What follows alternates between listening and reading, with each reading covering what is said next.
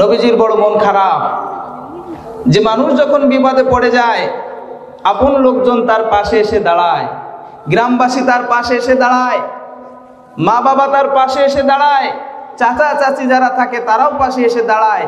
কিন্তু পক্ষান্তরে নবীর চাচা, আপন চাচা আবুল আহাবের স্ত্রী উম্মে জামিল, সে আরো এই কানাঘুষার প্রধান ভূমিকা গ্রহণ করেছে।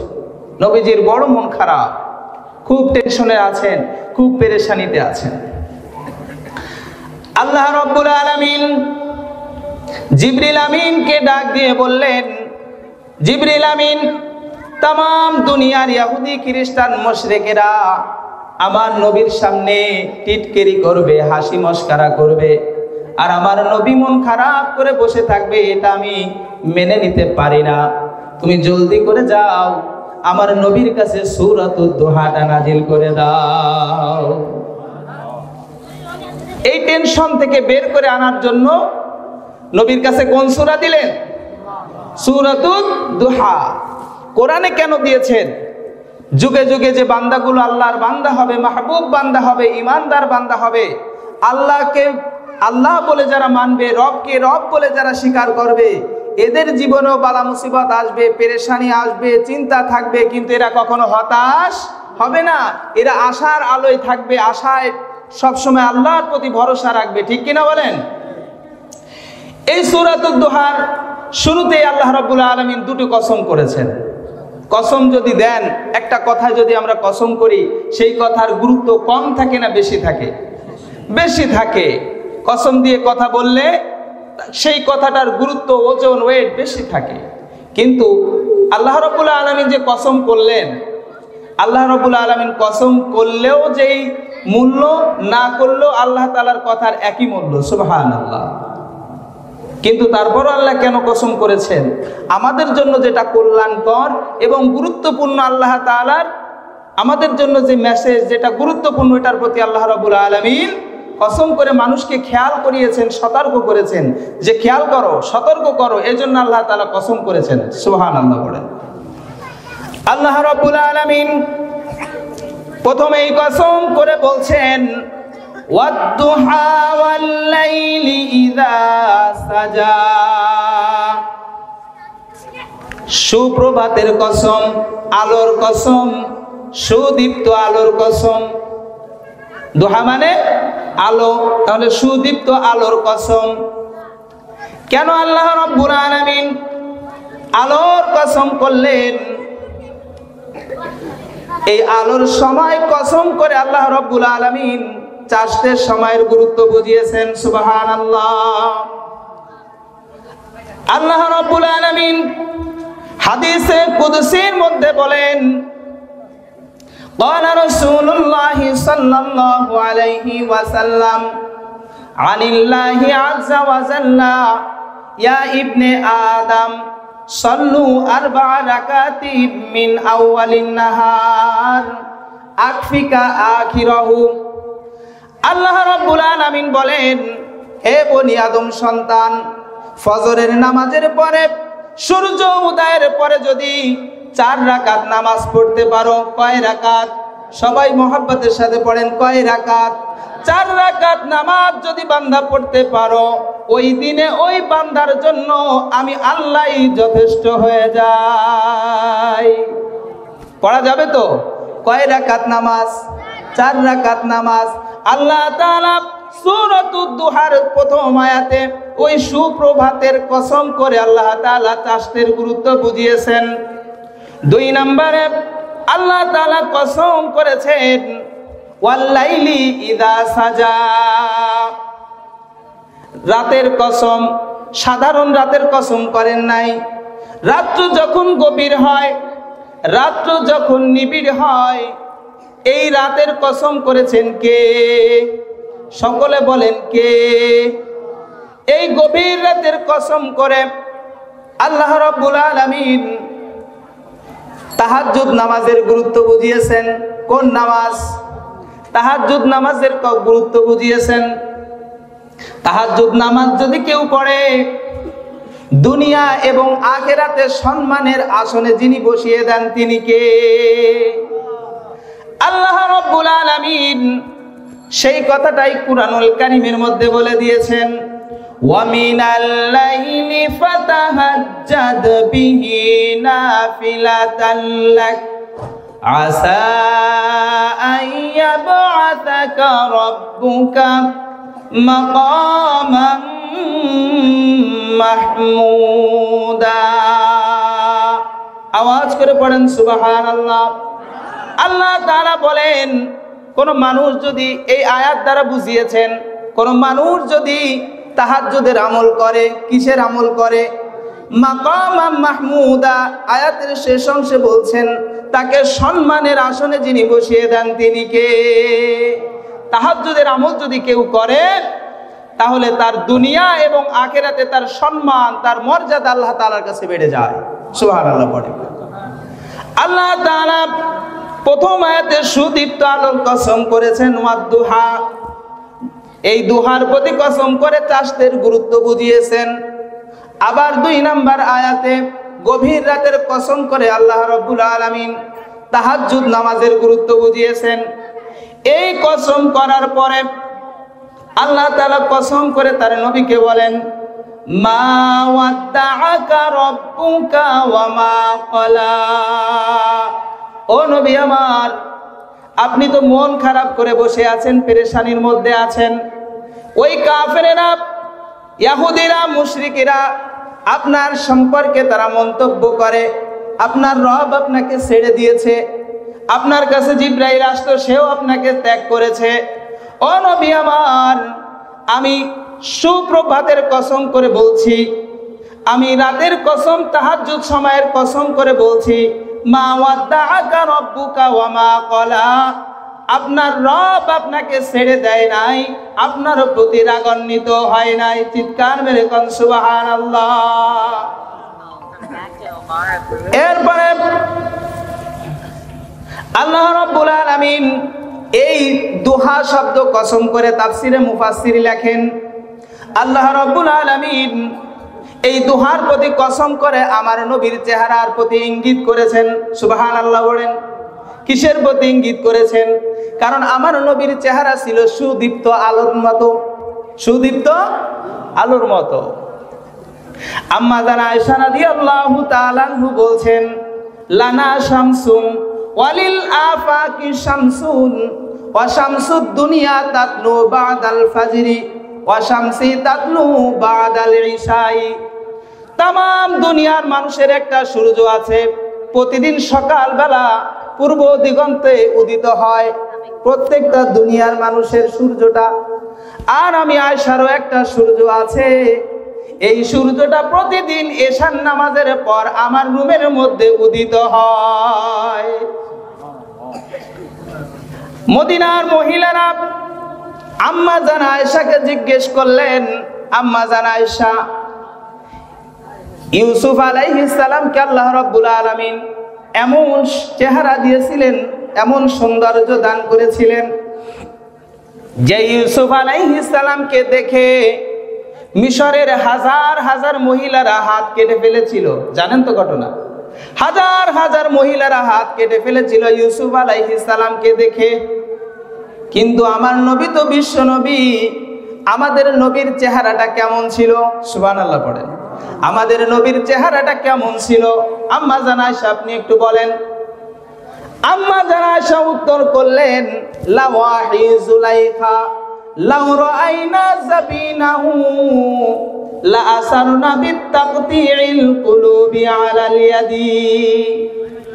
ওই মজলিসে ইউসুফ নবী না হইয়া যদি আমার স্বামী, আমার মাহবুব, আখেরি জামানার পয়গম্বর হইতো, ওই মহিলারা হাত কাটা তো দূরের কথা, কলিজা কেটে ফেলতো।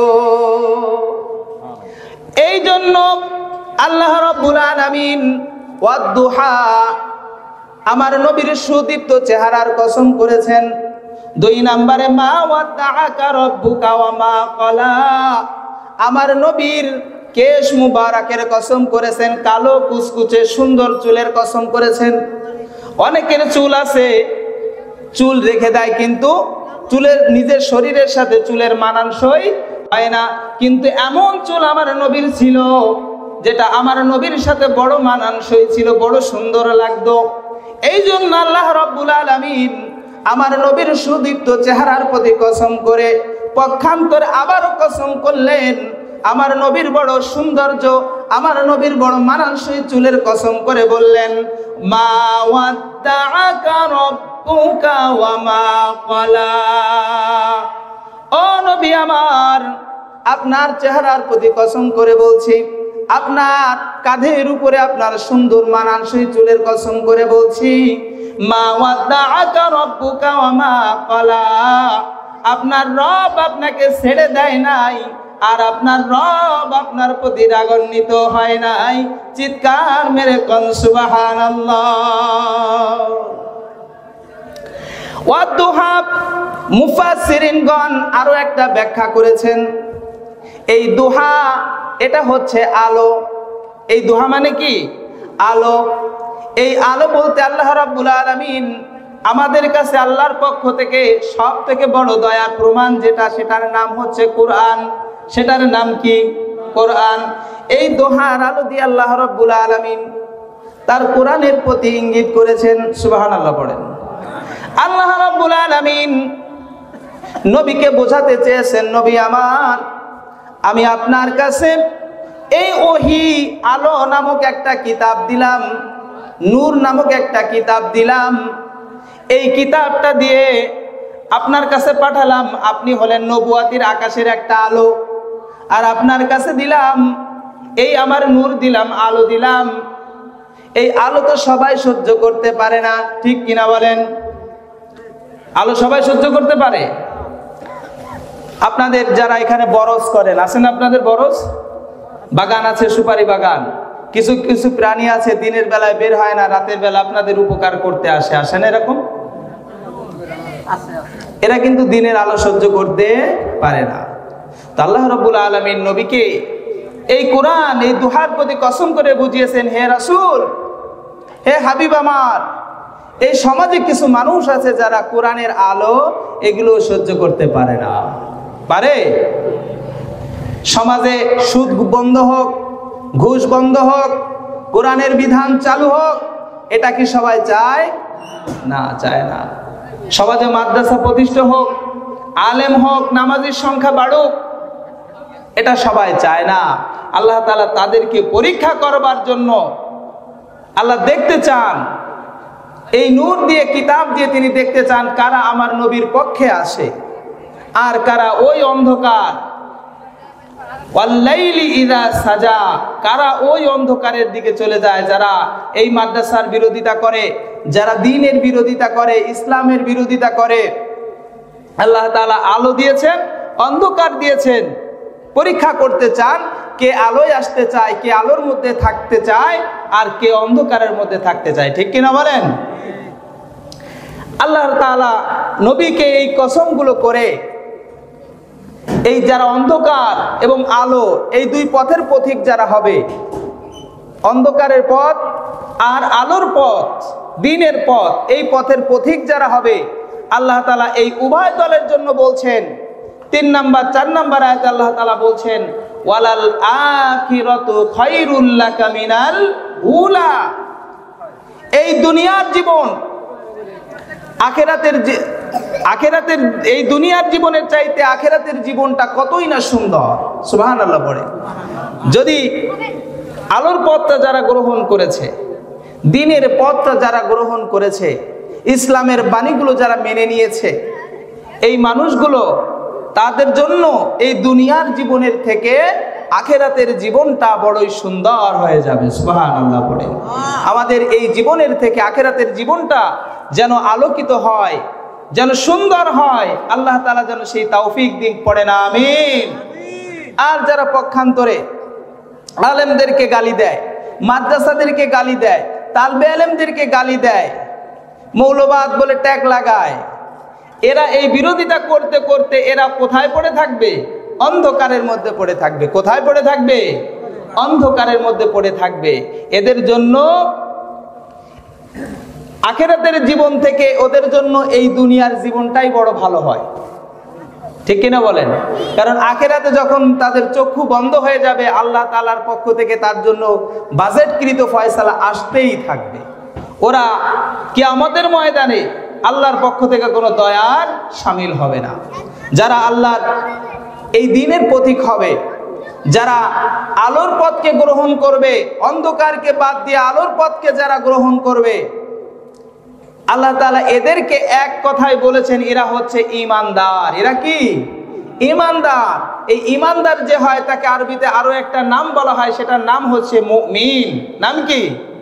মুমিন। আল্লাহ রাব্বুল আলামিন বলছেন, ওয়া কানা বিল মুমিনিনা রহিমা, আমি কেবলমাত্র আমার দয়া আখিরাতের দিন থাকবে মুমিনদের প্রতি। কাদের প্রতি? সুবহানাল্লাহ। আমরা সবাই মুমিন হতে চাই? সবাই চাই? আল্লাহ তাআলা কবুল করুন, পড়েন আমিন। কসম করেছেন, সুপ্রভাতের কসম, হে নবী আপনার সৌন্দর্যের কসম, আপনার কালো কেশের কসম, সুপ্রভাতের কসম, চাষতের সময়ের কসম, তাহাজ্জুদ সময়ের, তাহাজ্জুদের নামাজের সময়ের কসম, গভীর রাতের কসম। এই কসমগুলো করে আল্লাহ তাআলা নবীকে বোঝাতে চেয়েছেন যে হে নবী, আপনাকে আমি ছেড়ে দেই নাই, আর আপনার প্রতি আমি রাগ করেও বসে রই নাই। কিন্তু আপনারা যারা আলোর পথে রয়েছে, এদের জন্য এই দুনিয়ার জীবনের থেকে আখিরাতের জীবনটা বড়ই সুন্দর। এরপরে আল্লাহ তাআলা বলছেন, নবীকে আরো খুশি করার জন্য, নবীকে পেরেশানির থেকে মুক্তি করার জন্য, ঈমানদার বান্দাদেরকে মুক্তি করার জন্য আল্লাহ তাআলা বলছেন, ওয়ালা সাউফা ইউতিকা রাব্বুকা ফাতারদা। ও নবী আমার, আপনাকে আমি অতি তাড়াতাড়ি এত নিয়ামত দিব, এত নিয়ামত দিব, এত দিব, এত দিব, দেওয়ার পরে একটা পর্যায়ে ফাতারদা, আপনি আমার প্রতি আরো সন্তুষ্ট হয়ে যাবেন। সুবহানাল্লাহ বলবেন না? আমার নবীকে কি দিবেন? আল্লাহ রাব্বুল আলামিন আমার নবীকে শাফাআতে কুবরা দান করবেন। অন্য নবীরা যেটা পারবে না, সেটা আল্লাহ রাব্বুল আলামিন আমার আপনার নবীকে দান করবেন। আল্লাহ নবী হাদিসের মধ্যে বলেন, লিকুল্লি নাবিয়িন দাওয়াতুন মুস্তাজাবা ফাতাআজ্জালা কুল্লু নাবিয়িন দাওয়াতাহু ওয়া ইন্নী ইখতাবাইতু দাওয়াতি শাফাআতাল লিউম্মতি। আল্লাহ রাব্বুল আলামিন প্রত্যেকটা নবীকে একটা অধিকার দিয়েছিলেন। এই নবীরাদেরকে বলেছিলেন, নবীরা আমার কাছে চাও, আমার কাছ থেকে চেয়ে চেয়ে নাও, তোমরা চাইতে দেরি হবে, কবুল করতে দেরি হবে না। সুবহানাল্লাহ বলেন। আদম আলাইহিস সালাম মুসিবতের মধ্যে দোয়া করেছিলেন, রব্বানা যালামনা আনফুসানা ওয়া ইল্লাম তাগফির লানা ওয়া তারহামনা লানাকুনান্না মিনাল খাসিরিন। আদম আলাইহিস সালাম দোয়া করেছিলেন, আল্লাহ তার ডাকের সাড়া দিয়েছিলেন। হযরতে ইউনূস আলাইহিস সালাম মাছের পেটে, গভীর সাগরের ভিতরে, পানির ভিতরে, তিনি মাছের পেটের মধ্যে বসে দোয়া করলেন, লা ইলাহা ইল্লা আনতা সুবহানাকা ইন্নী কুনতু মিনাজ জালিমিন। মাছের পেটে বসে আল্লাহকে ডাক দিয়েছিলেন। আল্লাহ তার ডাকের সাড়া দিয়ে বলেছিলেন, ফাস্তাজাবনা লাহু ওয়া নাজ্জাইনাহু মিনাল গাম্মি ওয়া কাযালিকা নুনজিল মুমিনিন। ইব্রাহিম খলিলুল্লাহ আগুনের মধ্যে বসে ডাক দিয়েছিলেন। আল্লাহ তার ডাকের সাড়া দিয়ে বলেছিলেন, কুলনা ইয়া নারু কুনি বারদাউ ওয়া সালামান আলা ইব্রাহিম। আল্লাহ তাআলা তার খলিলের ডাকের সাড়া দিয়েছিলেন। আইয়ুব আলাইহিস সালাম অসুস্থ অবস্থায় থাকতে আল্লাহর কাছে দোয়া করেছিলেন, ওয়া আইয়ুবা ইয নাদা রাব্বাহু আন্নী মাসানি আদ-দুররু ওয়া আনতা আরহামুর রাহিমিন। আইয়ুব আলাইহিস সালাম আল্লাহকে ডাক দিয়েছিলেন। আল্লাহ সঙ্গে সঙ্গে তার ডাকের জবাব দিয়ে বলেছিলেন ফাস্তাজাবনা লাহু ফাকাশাফনা মা বিহি মিন দুররিউ ওয়া আতাইনাহু আহলাহু ওয়া মিসলাহুম মাআহুম রাহমাতাম মিন ইনদিনা ওয়া যিকরা লিল আবিদিন। আল্লাহ তাআলা আইয়ুব আলাইহিস সালামের ডাকে সাড়া দিয়েছিলেন। আইয়ুব আলাইহিস সালামকে সুস্থ করে দিলেন। আইয়ুব আলাইহিস সালামের যে নিয়ামত ছিল, যেই সম্পদ ছিল, এই সম্পদটাকে দ্বিগুণ করে দিয়েছিলেন। প্রত্যেকটা নবী তাকে যে অধিকার দেওয়া হয়েছিল, আল্লাহর কাছে চাও, চেয়ে চেয়ে আল্লাহর কাছ থেকে নাও, নিজের জন্য নাও। কিন্তু আল্লাহর নবী বলেন, প্রত্যেকটা নবী লিকুল্লি নাবিয়িন দাওয়াতাহু, প্রত্যেকজন নবী তাদের এই চাওয়াকে পূর্ণ করে ফেলেছেন। কিন্তু আমি বিপদের মধ্যে পড়ে গেছি, মুসিবতের মধ্যে পড়ে গেছি। উহুদের ময়দানে আমার দান মোবারক শহীদ হয়েছে। জিবরিল আমিন আমাকে এসে বলে যে, ইয়া রাসূলুল্লাহ, আপনি যদি চান এই উহুদের পাহাড় দিয়ে আমি এদেরকে চাপা দিয়ে মেরে ফেলি, ধ্বংস করে দেই।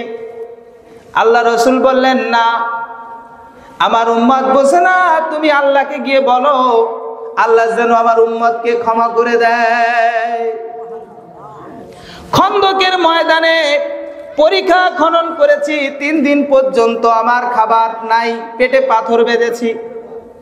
জিবরিল আমিন এসে বলে, ইয়া রাসূলুল্লাহ, আপনি যদি চান উহুদের পাহাড়কে আমি স্বর্ণ বানায়া দেই, কিয়ামত পর্যন্ত খাদ্যের অভাব হবে না।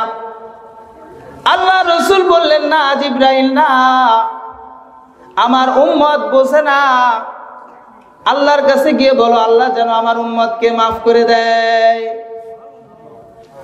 আল্লাহ রাসূল বলেন, আমার এত মুসিবত হয়েছে তায়েফের ময়দানে, 3 বার আমার বেহুশ হয়ে পড়ে গিয়েছি, আমার গায়ের থেকে শরীর থেকে রক্তক্ষরণ হয়েছে, 3 বার বেহুশ হয়ে গেছি। এরপরও আমি আল্লাহর কাছে কিছু চাই নাই। কেন চাই নাই জানো? কিয়ামতের ময়দানে মুসিবতের মধ্যে যখন মানুষ পড়ে যাবে, আদম আলাইহিস সালাম যখন নাফসি নাফসি বলবে, ইয়াকুলুল্লাহু আদামু সফিউল্লাহ নাফসি নাফসি, আদম সফিউল্লাহ নাফসি নাফসি করবে, নূহ নাজিহুল্লাহ নাফসি নাফসি করবে, মূসা কালিমুল্লাহ নাফসি নাফসি করবে, ঈসা রূহুল্লাহ নাফসি নাফসি করবে। সেই দিন আমি মুহাম্মাদুর রাসূলুল্লাহ সাল্লাল্লাহু আলাইহি ওয়াসাল্লাম আল্লাহ তাআলার আরশের নিচে সিজদায় পড়ে কাঁদবো, রব্বি হাবলি উম্মতি, হে আল্লাহ তুমি আমার উম্মতকে maaf করে দাও।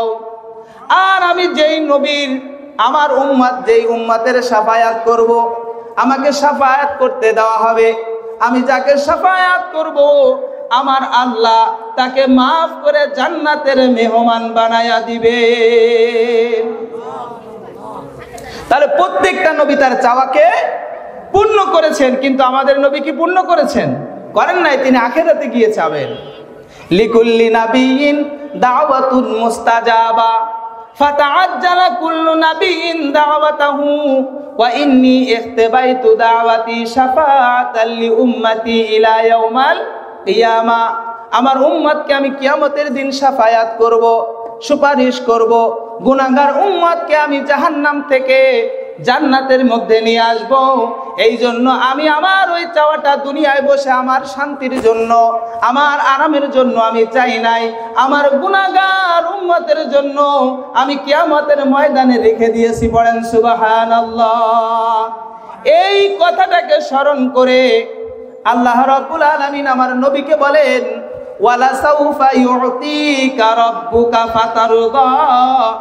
ও নবী আমার, ও হাবিব আমার, ওয়ালা সাউফা ইউতিকা, আপনাকে অতি তাড়াতাড়ি এমন কিছু দিব, এত কিছু দিব, ফাতারদা, যেগুলো পাওয়ার পরে আপনি আমার প্রতি আরো সন্তুষ্ট হয়ে যাবেন। এই কথাগুলো বলার পরে আল্লাহ রাব্বুল আলামিন আমার আপনার নবীর পরে বড় বড় 3টা দয়া করেছিলেন। কয়টা দয়া করেছিলেন? 3টা দয়া করেছিলেন। বড় বড় 3টা নিয়ামতের কথা আল্লাহ স্মরণ করিয়ে দেন। 1 নাম্বার স্মরণ করিয়ে দেন, আলাম ইয়াজিদিকা ইয়াতীমান ফাআওয়া, আলাম ইয়াজিদিকা ইয়াতীমান ফাআওয়া। ও নবী আমার, আপনি স্মরণ করেন, আপনাকে কি আমি এতিম অবস্থায় পাই নাই? আপনি তো এতিম ছিলেন। ফাআওয়া, আমি আপনাকে আশ্রয় দিয়েছি। আলাম ইয়াজিদিকা ইয়াতীমান, আমার নবী কেমন এতিম ছিলেন? আল্লাহ পাক এই কথা, এই আয়াত নাযিল করে নবীকে স্মরণ করিয়ে দেন, ও নবী আমার, এতিম ছেলের, যদি কোনো ছেলের বাবা না থাকে, ওই ছেলের সমাজে কোনো মূল্য থাকে না, গুরুত্ব থাকে না। আপনি কার কোলে উঠবেন, কার কাছে থাকবেন? আপনার বাবা চলে যাওয়ার পরে আমি সেই স্থানে আপনার দাদা আব্দুল মুত্তালিবকে বসিয়ে দিয়েছি। আপনাকে কে দুধ পান করাবে? আমি তায়েফ থেকে হালিমাকে ব্যবস্থা করে দিয়েছি। সুবহানাল্লাহ পড়ে। তায়েফ থেকে আমি হালিমাকে ব্যবস্থা করে দিয়েছি। দাদার বিদায়ের পরে কে আপনার ভার গ্রহণ করবে? আপনি চাচা আবু তালেবকে নির্বাচন করে দিয়েছি। সুবহানাল্লাহ। আবু তালেব একদিন আমার নবীকে ডাক দেয়া বলেন, ও মুহাম্মদ সাল্লাল্লাহু আলাইহি ওয়াসাল্লাম, ও ভাতিজা মুহাম্মদ, আমি একদিন তোমাকে রাতের আধারে মরুভূমির মধ্যে নিয়ে, জ্যোৎস্নার রাত্রে নিয়ে বের হলাম। আমি তোমাকে হেলাইতেছিলাম, দোলাইতেছিলাম। আমি তাকায় দেখি আসমানের চাঁদটাও তোমার সাথে দুলতেছে। আল্লাহ রাসূল বললেন, ও চাচা, আমার আল্লাহ ওই চাঁদকে অর্ডার করেছেন, হুকুম করেছেন। ওই চাঁদ জানে আমি মুহাম্মাদের বাবা পৃথিবীতে নাই। ওই আসমানের চাঁদ জানে আমাকে আমার খেলনা কিনে দেওয়ার মতো কেউ নাই। আমি যেন না কান্না করি, এই জন্য আমার রব ওই চাঁদকে আদেশ করেছিলেন, ওই চাঁদ যেন আমার সাথে খেলা করে। সুবহানাল্লাহ। আল্লাহ তাআলা নবীকে স্মরণ করিয়ে দেন, ও নবী আমার, আপনি তো এতিম অবস্থায় ছিলেন। আমি একজনের পরে একজন করে করে দায়িত্ব দিয়ে আপনাকে এই পর্যন্ত নিয়ে আসলাম। আজকে নবুয়াতি পর্যন্ত পৌঁছায়া দিলাম, নবুয়াতি দান করলাম, কিতাব দিলাম, আমার অনেক নিয়ামত আপনাকে দিলাম। আর কাফেরেরা বলে আমি নাকি আপনাকে ছেড়ে দিয়েছি, আমি নাকি আপনার উপর রাগান্বিত করেছি। নবী, ওই সময় তো আপনাকে আমি ছেড়ে দেই নাই, ওই এতিম অবস্থায় তো আপনাকে আমি ছেড়ে দেই নাই, পক্ষান্তরে আজকেও আপনাকে আমি ছেড়ে দেই নাই। সুবহানাল্লাহ। তাহলে আল্লাহ তাআলা নবীকে তার পিছনের কথাগুলো স্মরণ করিয়ে তার কিভাবে নিয়ামত দিয়ে দিয়ে কিভাবে আল্লাহ তাআলা এ পর্যন্ত নবীকে এনেছেন, সেই কথাগুলো আল্লাহ রাব্বুল আলামিন নবীকে স্মরণ করিয়ে দেন। এরপরে ওয়াজাদাকা দাল্লান ফাহাদা, এর নবী, আপনার তো আর্থিক সম্পদ ছিল, আপনি তো পথের সন্ধানী ছিলেন, আপনি তো পথ খুঁজতেছিলেন, আপনি তো শরীয়ত তালাশ করতেছিলেন। একটা সময় হেরা গুহায় নির্জন এলাকায় বসে বসে আপনি শরীয়ত তালাশ করতেছিলেন। এজন্য তারপরে আমি আপনাকে শরীয়ত দিয়েছি, কোরআন দিয়েছি, বিধান দিয়েছি, ইসলামকে দিয়েছি। সুবহানাল্লাহ পড়েন। এরপরে ওয়াজাদাকা আইলান ফাআগনা, আপনার কাছে তো অর্থ সম্পদ ছিল না, খাদিজার সাথে আপনাকে সম্পর্ক করিয়ে দিয়ে বৈবাহিক ব্যবস্থা করে দিয়ে আমি আপনাকে ধনাঢ্য বানিয়ে দিয়েছি। সুবহানাল্লাহ পড়েন। খাদিজার সাথে বিবাহ হওয়ার পরে খাদিজা রাদিয়াল্লাহু তাআলা যত সম্পদ ছিল সব আমার নবীকে দিয়েছিলেন।